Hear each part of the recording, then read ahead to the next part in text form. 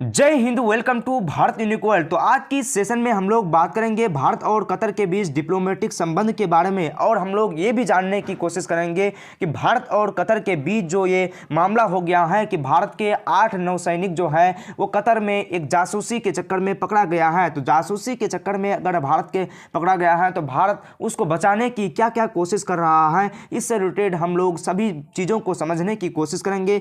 भारत का diplomatic policy क्या है, इससे रिलेटेड सबको समझने की कोशिश करेंगे। लेकिन यहाँ पे कतर के जो जुडिशियल सिस्टम है, इन जुडिशियल सिस्टम के अंतर्गत 3 सिस्टम होते हैं। जैसे हमारे यहाँ होते हैं, एक जिला कोर्ट होते हैं, एक हाई कोर्ट, एक सुप्रीम कोर्ट। उसी तरीके से वहाँ भी कोर्ट है।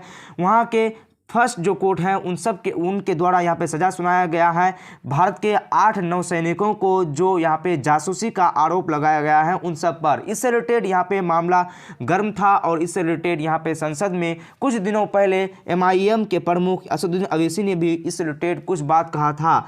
तो दैनिक भास्कर की इस रिपोर्ट के मुताबिक यहाँ पे बताया गया है पूर्व नौसैनिकों को सजाए मौत बचने के लिए 9 दिन। देखिए यहाँ पे जो इस आर्टिकल को प्रकाशित किया गया था उस समय 9 दिन बाकी था, लेकिन अभी जो बाकी हैं अभी वो 4th दिन बाकी हैं, क्योंकि ये वीडियो जो रिकॉर्ड हो रहा है ये 6 नवंबर को रिकॉर्ड हो रहा है और 15 दिन का समय यहाँ पे 26 अक्टूबर से ही शुरू हो चुका था। तो यहाँ पे काफ़ी दिन बीत चुके हैं, लगभग 3, 4, 5 दिन यहाँ पे बचा हुआ है। तो चलिए हम लोग समझने की कोशिश करते हैं इस पूरे मामले को। सबसे पहले देखिए गिरफ्तार कब किया गया था। तो गिरफ्तार के बारे में बात करें तो अगस्त 2022 को गिरफ्तार किया गया था। इससे रिलेटेड जो फैसला आया है 26 अक्टूबर को भारत के 8 पूर्व नौसैनिकों को मौत की सजा सुनाई गई है। इसके बारे में देखिए 15 दिन का समय दिया था और 10 अक्टूबर को ये अपील करने का वक्त खत्म हो जाएगा, लेकिन अभी तक इससे रिलेटेड भारत सरकार ने कोई भी अपील नहीं किया है। भारत सरकार डिप्लोमेटिक तौर पर सोच रहा है कि हम किस तरीके से इस पूरे मामले को अपने हैंडल में ले सकते हैं। 13 अक्टूबर को देखिए नौसैनिकों के जो परिवार के अलग अलग लोग हैं वो विदेश मंत्री से मिले थे और उनसे गुहार लगा रहे थे कि हमारे जो लोग हैं उन सबको बचाया जाए, और इसके परिवार वालों को जवाब नहीं मिला था। देखिए इसके परिवार वालों को अभी तक कोई ऐसा जवाब नहीं मिला है कि आखिर इससे रिलेटेड जो इसको सजा दिया गया है ये क्यों दिया गया है, आखिर क्या एविडेंस उन सब के पास मौजूद है। इससे रिलेटेड नौसैनिकों के परिजनों ने बीजेपी के बड़े अधिकारियों को भी अप्रोच किया था, फिर भी कोई बात नहीं बनी। मतलब बीजेपी के जो बड़े अधिकारी हैं उन सब से भी बात किया था, लेकिन फिर भी कोई बात यहाँ पे नहीं बना है। स्टोरी 5 में आप इन सब टॉपिक को समझने की कोशिश कराएंगे कि आखिर किस तरीके से भारत ने इसमें प्रयास किया है और किस तरीके से जुडिशियल सिस्टम काम कर रहा है कतर का, और भारत किस तरीके से उन सबको बचा सकते हैं। क्योंकि कतर के जो वहाँ पे प्रधानमंत्री हैं वो कभी उसको माफ भी कर देते हैं अपने जन्मदिन के अवसर पर, कभी ईद के अवसर पर। देखिए सरकार पिछले 14 महीनों में क्या किया है, 5 पॉइंट में आप लोगों को समझाएंगे, और इससे रिलेटेड कब गिरफ्तारी हुआ, कब क्या हुआ, इससे रिलेटेड सभी टॉपिक को आप लोग समझेंगे। तो सबसे पहले देखिए विदेश मंत्री के साथ बैठक में क्या डिस्कस हुआ। विदेश मंत्री के साथ जो बैठक हुआ इसमें लगभग इन सब परिवार के 20 सदस्य यहाँ पे बैठक में शामिल हुए थे। विदेश मंत्री के अलावा विदेश राज्य मंत्री और विदेश सचिव, कतर में भारत के राजदूत भी इस मीटिंग में शामिल हुए थे। और इसी से रिलेटेड मामला जब गर्म था तो इससे रिलेटेड AIMIM के प्रमुख असदुद्दीन अवैसी ने भी कहा था कि इनजस्टिस, मतलब कुछ इस तरीके से इस टॉपिक को कहने की कोशिश किया गया है कि कतर में जो भारत के नौसैनिक इतने दिनों से फंसे हैं, भारत सरकार इन सब को छुड़ाने की क्यों कोशिश नहीं कर रहा है। और इससे रिलेटेड इसके ट्वीट को आप लोग यहाँ पे पढ़ सकते हो। आगे आप लोग देखिए इससे रिलेटेड विदेश मंत्री ने क्या कहा। विदेश मंत्री के सामने भारतीय नौसैनिक की पत्नियां और महिला रो पड़ी। मतलब जब वो मिला तो सब रो पड़ी और पूरे मामले को लेकर सरकार के रुख से नाराज जता रहे हैं। मतलब सरकार के जो रुख है उससे नाराज वो लोग हो रहे हैं। वे 14 महीने से विदेशी जेलों में कैद हैं। ये ऑब्वियसली बात है कि यहाँ पे जो विदेशी जेलों में है वहाँ पे शारीरिक यातना तो दिया ही जाएगा उन सबको कबलाने के लिए कि आखिर आप लोग इस तरीके से इस काम को कैसे कर दिए, इस तरीके से आप लोग यहाँ पे कैसे पहुँचे। काफ़ी सारे यहाँ पे पूछताछ होगा और इससे रिलेटेड काफ़ी शारीरिक और मानसिक यातनाएं भी दी जाएगी। आगे आप लोग देखिए नंबर 2 पॉइंट को, सरकार सैनिकों को मौत से बचाने के लिए कौन से चैनल इस्तेमाल कर रहे हैं, आखिर सरकार इससे रिलेटेड कौन से डिप्लोमेटिक कदम उठा रहे हैं। सूत्रों के मुताबिक भारत सरकार को मनाने के लिए तुर्की की मदद ले रहा है, मतलब भारत सरकार तुर्की की भी मदद ले सकता है और इसीलिए भारत सरकार ने उनसे मध्यस्थता के लिए अप्रोच किया है, मतलब तुर्कियों को कहा है कि मध्यस्थता किया जाए और जो हमारे नौसैनिक हैं उन सबको यहाँ पे छोड़ दिया जाए। इसी वजह से रणनीतिक तौर पर अमेरिका भी कतर के काफ़ी दोस्त हैं, इसीलिए अमेरिका को भी भारत अप्रोच करने की कोशिश किया है कि कतर में जो भारत के जो नौसैनिक यहाँ पे फंसे हैं कतर में, उन सबको हमारे हवाले किया जाए। हमारे कोर्ट के मुताबिक उन सबको यहाँ पे अगर कोई भी गलती होगा, कोई भी यहाँ पे उन लोगों का एविडेंस उन सब के खिलाफ आएगा तो यहाँ पे सज़ा सुनाई जाएगी, लेकिन हमारे हवाले ये किया जाए, इस तरीके के बात कही गई है। और वहीं पे भारत सरकार ने मामले को संभालने के लिए कतर में पूर्व भारतीय राजदूत दीपक मित्तल को शामिल किया। जब 8 पूर्व नौसैनिकों को गिरफ्तार किया तब दीपक मित्तल कतर में तैनात थे, मतलब दीपक मित्तल जो राजदूत हैं, जब उनको गिरफ्तार किया गया था तो वो लोग वहाँ पे मौजूद थे। चलिए आगे हम लोग इससे रिलेटेड टॉपिक को देखते हैं। सबसे पहले देखिए इन सबको गिरफ्तार कब किया गया था। अगस्त 2022 को कतर में अल दहारा कंपनी के लिए काम करने गए पूर्व भारतीय नौसैनिकों को गिरफ्तार किया गया। यहाँ पे देख सकते हैं कि गिरफ्तार कर लिया गया है।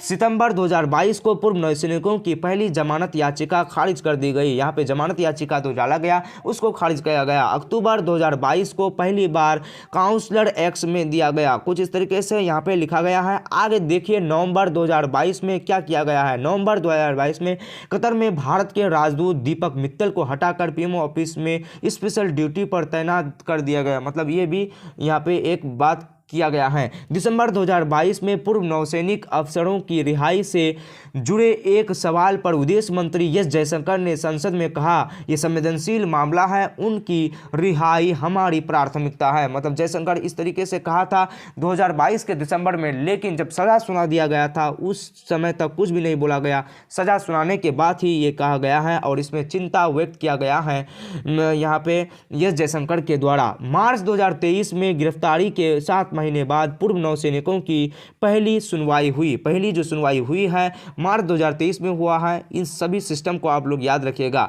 जून 2023 में पूर्व सैनिकों की दूसरी सुनवाई जो हुई है जून 2023 में यहाँ पे दूसरी सुनवाई हुआ था। अगस्त 2023 में पूर्व नौसैनिकों की कतर में जेल में साल पूरा हो गया, मतलब 1 साल जब पूरा हुआ था वो अगस्त 2022 में गिरफ्तार किया गया था। अक्टूबर 2023 में मौत की सजा सुनाए जाने के बाद भारत सरकार ने हैरानी जताई है, मतलब अब वो हैरानी जताकर कह रहा है कि आखिर इतना जल्दी ऐसा कैसे हो सकता है। अक्टूबर 2023 विदेश मंत्री एस जयशंकर ने पूर्व नौसैनिकों के परिजनों से मुलाकात की, मतलब जो 30 अक्टूबर को जो मुलाकात किया था उसी के बारे में बोला जा रहा है। तीसरा जो पॉइंट है वो देखिए, 14 महीनों से कैसे पूर्व नौसैनिकों को बचाने में फेल रही भारत सरकार। आखिर भारत सरकार किस तरीके से फेल रहा। 14 महीने में पूरे मुद्दे पर तेजी से एक्शन लेने में फेल रहा भारत सरकार। एक्स सर्विसमैन और नौसैनिकों के परिवार वाले ने बैठक के बाद कहा कि मंत्रालय के अधिकारियों ने इस मुद्दे को लेकर मीडिया से बात करने से इनकार कर दिया।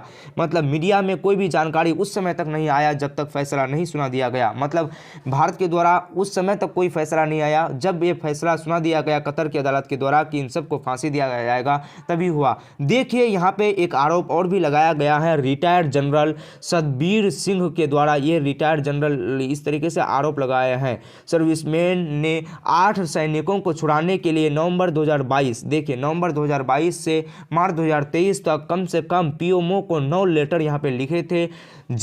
हमें जैसे ही परिवार वालों से गिरफ्तारी की जानकारी मिली, मतलब परिवार वालों के जैसे ही उनको गिरफ्तारी की मालूम मिली रिटायर्ड जनरल सतबीर सिंह को, तो उन्होंने सरकार को अप्रोच करना शुरू कर दिया और सरकार ने पहली बार 5 अप्रैल को देखिए यहाँ पे 5 अप्रैल को यहाँ पे कितना टाइम बाद, लगभग 3-4-5 महीना बाद यहाँ पे पहला इसमें ध्यान दिया गया कि आखिर ये भी कोई एक मुद्दा है। मेजर जनरल सतबीर सिंह ने कहा है कि कतर पर सैनिकों की रिहाई के लिए ज़्यादा दबाव नहीं डाला गया। मतलब ये बता रहे हैं कि कतर में जो लोग हैं इन सबको रिहाई के लिए कोई भी ज़्यादा दबाव नहीं डाला गया। भारत में नेशनल सिक्योरिटी एडवाइजरी बोर्ड के सदस्य रह चुके ब्रह्मचेलनी के मुताबिक भारत डिप्लोमेसी पूर्व नौसैनिकों पर मामले को रफा दफा करने में फेल रही। मतलब फेल हो गया है, जो उसी के बारे में यहाँ पे बताया गया है। आगे लिखा गया है कुछ इस प्रकार से 18 दिसंबर को होता है यहाँ पे कुछ इस तरीके से सज़ा को माफ़ करने की कोशिश।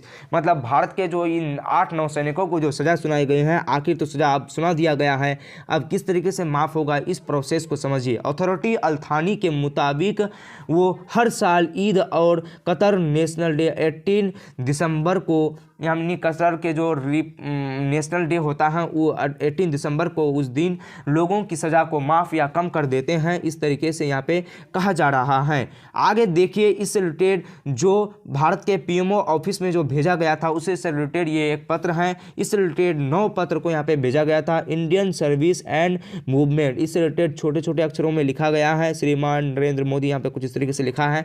आगे इस पूरी टॉपिक को अगर आप लोगों को दिखाई दे रहा है तो आप लोग इस पूरे टॉपिक को समझ सकते हैं।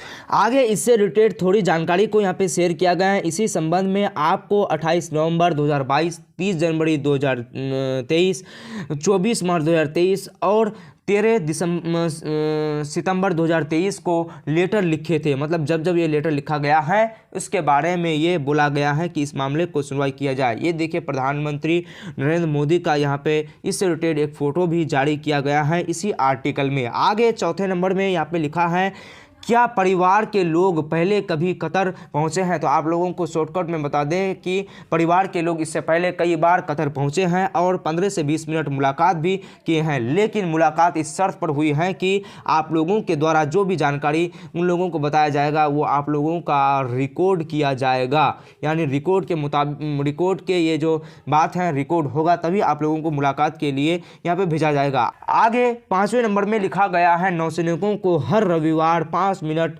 बात करने की इजाज़त दी जाती थी। मतलब सज़ा से पहले 5 मिनट बात करने दी जाती थी। उन्होंने इस दौरान कई बात किया है। उन्होंने कहा है कि वो अपने घर के परिवार वालों और बच्चों से मिलना चाहते हैं। इससे रिलेटेड कई सारे वो जानकारी शेयर किए थे। आगे देखिए, 3 अदालत कौन कौन से हैं कतर के।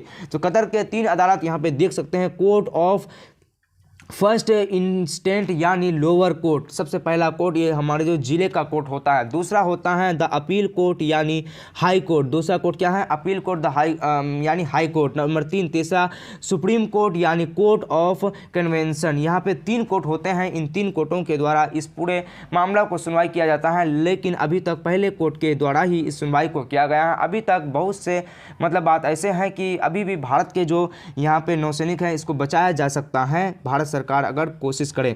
कतर के अमीर कभी आखिरी कोर्ट ऑफ अपील की तरह काम करते हैं। 18 सितंबर के दिन ये नेशनल हॉलिडे पर यहाँ पे काफ़ी लोगों को यहाँ पे माफ़ कर देते हैं। इससे रिलेटेड देखिए यहाँ का क्या जुडिशियल सिस्टम है। यहाँ पे इससे रिलेटेड ये भी जारी किया गया है। भारत ने 8 पूर्व नेवी अफसरों की मौत को यहाँ पे सजा, मतलब इसको माफ़ भी किया जा सकता है। अगर माफ़ नहीं होगा तो भारत के जो प्रधानमंत्री हैं वो डायरेक्ट भी उससे कोई अप्रोच कर सकते हैं। तो आई होप कि आप लोग इस पूरे टॉपिक को समझे होंगे कि किस तरीके से ये क्या क्या हुआ है।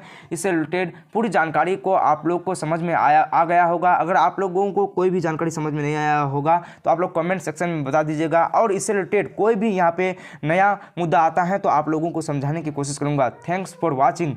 जय हिंद।